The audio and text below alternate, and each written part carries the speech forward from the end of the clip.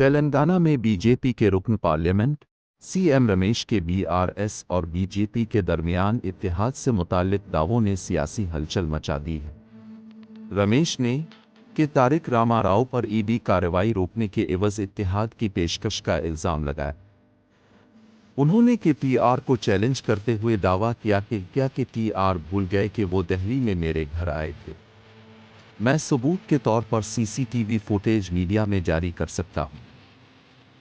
रमेश ने के टीआर से सवाल किया कि क्या कविता और दीगर के खिलाफ ईडी और सीबीआई की तहकीकात रोकने की उन्होंने गुजारिश नहीं की थी। क्या के टीआर ने नहीं कहा था कि वजीर दाखिला अमित शाह के हुक्म के बाद तहकीकात रुक जाएगी। रमेश के दावों की मरकजी वजीर व करीमनगर के रुकन पार्लियामेंट बंडी संजय ने भी तस्दीक की।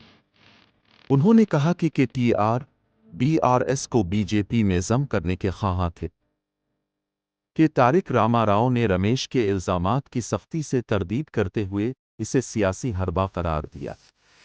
ये इल्ज़ामात बीआरएस के सेकुलर इमेज और रियासती सियासत पर गहरे सवालात उठाते हैं।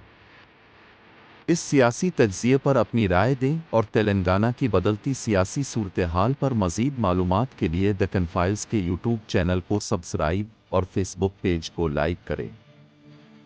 उर्दू के फ़रोग़ के लिए वीडियो को दोस्तों और सोशल मीडिया ग्रुप्स में शेयर करें।